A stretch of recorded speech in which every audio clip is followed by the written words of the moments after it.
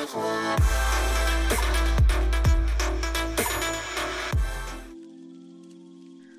Komate, nah aku Adi. Jadi hari ini aku bakal bahas tentang kuliah online. Tentunya udah ada narasumber di sini yang dampingin aku tentang pembahasan kali ini. Nah, ada dua narasumber yaitu Kak Dinda. Hai Komate, aku Adinda dari Angkatan 18. Oke, selain Kak Dinda ada juga Elita.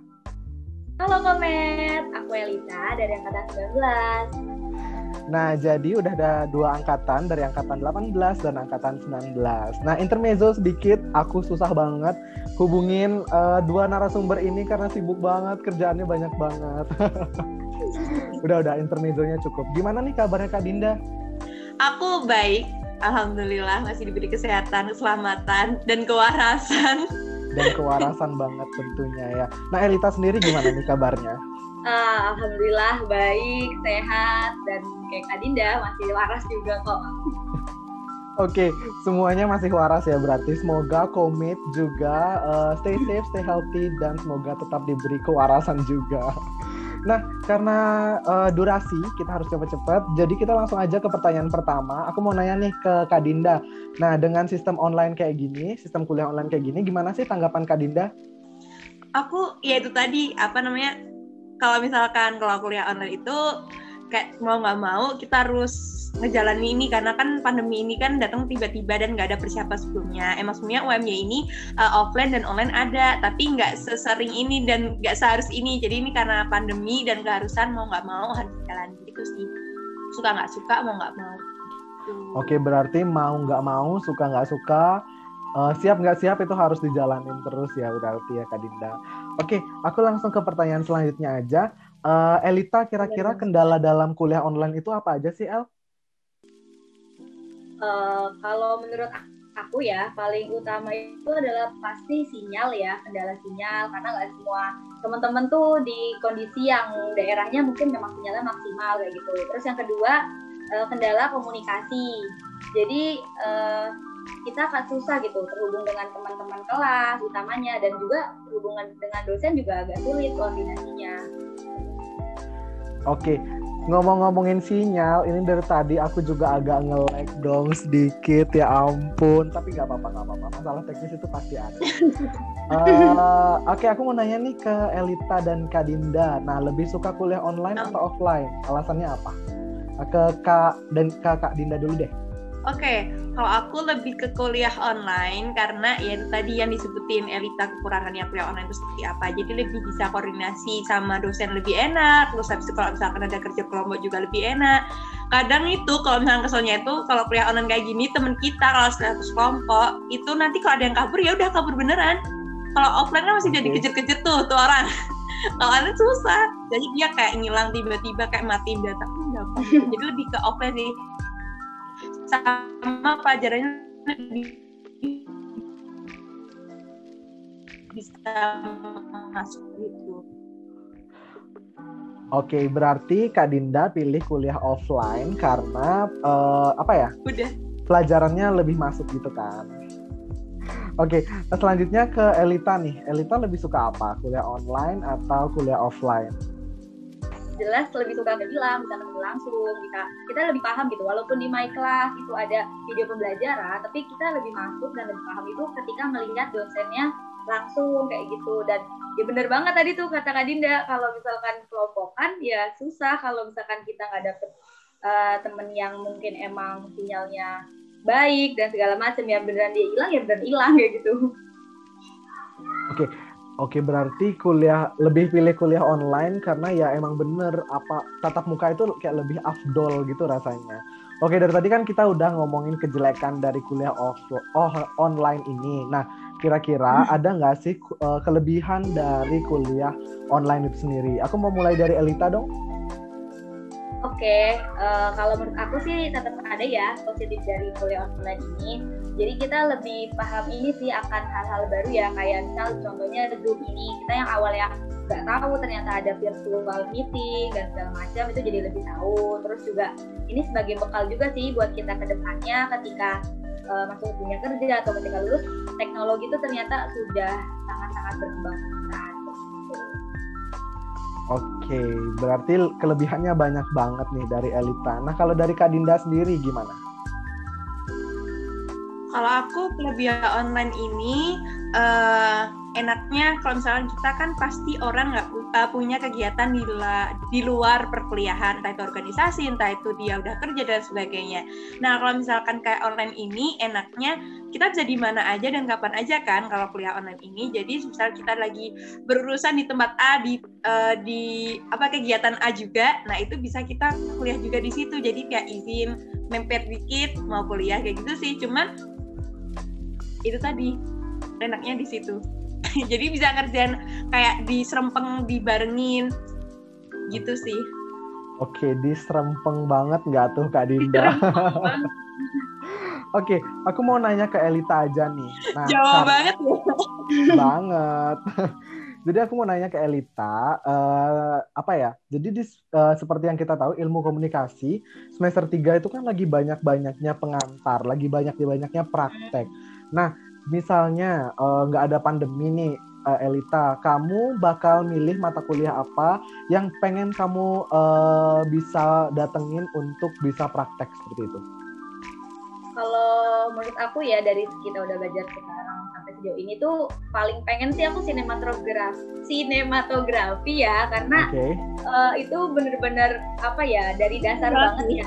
Bayangin aja kalian mau buat film atau sinematografi tapi kalian nggak ketemu langsung, cuman online aja gitu dapat teori, walaupun emang dari dosen juga difasilitasi ya, kita boleh konsul, boleh segala macam, tapi ya tetap nggak enak gitu. Utamanya sih paling pengen sih sinematografi kalau aku. Oke, bener banget sih. Aku kan kebetulan juga semester 3 dan emang kayaknya sinematografi itu bener-bener perlu banget gitu. Nah tadi aku udah nanya ke Elita dan aku mau balik lagi nanya ke Kak Dinda. Hal yang hal produktif lain yang dilakukan saat kuliah online itu apa? Kayaknya kerja sih, tadi juga udah seperti singgung sedikit. Nah apa nih Kak Dinda hal produktif lainnya? Kalau aku itu tadi, aku alhamdulillah udah ambil part time, terus habis itu organisasi, ada juga jalan, terus habis itu banyak sih kita bisa kayak buat kayak bujo kalau aku di rumah, terus habis itu baca-baca, entah itu baca novel, jurnal lebih, karena udah mulai persiapan skripsi walaupun semester 5 aku harus kayak udah di pokoknya semester atas nggak boleh skripsi itu kayak misalkan mepet-mepet ke aku, jadi aku mulai nyari judul-judul skripsi dari jurnal dan sebagainya gitu. Oke, ke Kak Dinda lagi ya. Kayak aku masih penasaran banget sih sama Kak Dinda. Ketika bosen nih Kak Dinda dan capek dengan tugas, Kak Dinda kan tadi juga udah bilang ikut organisasi, kerja, ini itu pokoknya banyak banget kayak yang ruwet banget. Nah, hal apa sih yang Kak Dinda lakuin ketika Kak Dinda merasa bosan dan capek? Kalau aku lebih ke dengerin lagu, karena aku tipikal orang yang apa-apa dikit lagu. Jadi dengerin lagu, terus habis itu lebih ke ngobrol sama keluarga. Terus habis itu di sini juga ada bayi kan di rumah, anaknya kakakku, jadi buat mainan gitu sih. Terus itu ngobrol sama teman-teman, brainstorm. Aku lebih suka brainstorm sih, kalau aku pusing dikit, kadang sama temen gitu ketemu brainstorm bareng, entah cerita-cerita atau apa gitu sih. Oke, wah berarti kayak seru banget. Aku juga seneng dengerin lagu sih, dan brainstorming itu emang penting banget buat kehidupan kita. Nah, aku mau lanjut ke Elita. Hal yang sebenarnya Elita pengen lakuin tapi terhalang pandemi itu apa aja?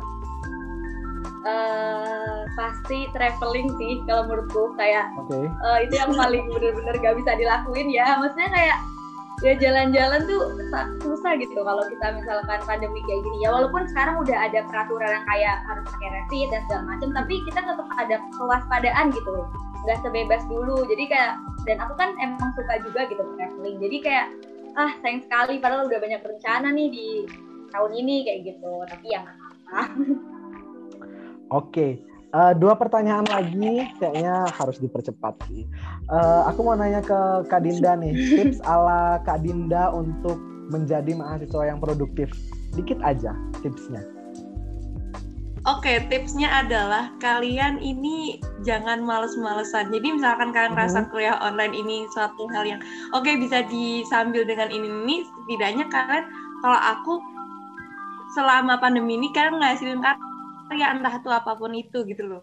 Karena kan karya itu ada banyak macamnya. Itu kalian bisa otak-atik sendiri sesuai passion kalian, itu tadi sih. Jadi kayak jangan nyerah untuk cari sesuatu yang menurut kalian ini aku banget nih, itu bisa produktif loh. Jadi kayak jangan nyari sesuatu yang besar, tapi dia dari diri kita sendiri dulu. Kalau kita nyaman, kita pasti bisa ngasih sesuatu yang mungkin bisa bermanfaat buat orang lain juga. Ini aku ngomong ribet banget ya. Gitu pokoknya. Oke, aku simpulin deh dikit. Berarti di masa pandemi agar kita tetap produktif itu harus menghasilkan karya. Gimana caranya biar kita selalu bisa menghasilkan karya, belajar sesuatu satu hari minimal kita memiliki suatu pembelajaran seperti itu, atau ada yang kita ketahui selama satu hari itu. Nah, udah kita ke pertanyaan terakhir banget. Yeay. Kita ke pertanyaan terakhir, Indo. Video ini tuh akan tayang di YouTube Komakom TV. Nah, jika nanti Kak Dinda sama Elita lihat di video ini di 5 tahun ke depan, apa harapan dari diri kalian untuk 5 tahun ke depan? Nah, dari Elita dulu. Ya, agak pertanyaannya. Siapa dulu ini? Elita dulu, Elita. Oh, Elita dong. Harapannya semoga Elita, kamu pas lihat video ini, kamu udah jadi orang yang sukses, kamu udah bisa membahagiakan dan bermanfaat untuk banyak orang sih, kayak gitu namanya. Itu kalau dari Elita. Oke, amin yang paling serius. Kalau Kak Dinda sendiri gimana nih? Kalau aku, halo Dinda di tahun 2000 berapa jadinya? 2000 berapa sih? 25 ya?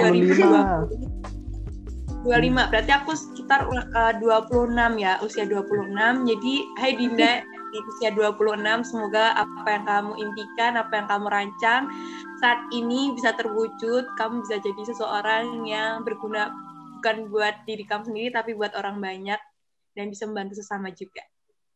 Oke, saat ini aku pengen nyanyi amin yang paling serius banget sih. Ya ampun. Oke, itu pertanyaan. Oh, enggak. Intermezzo doang.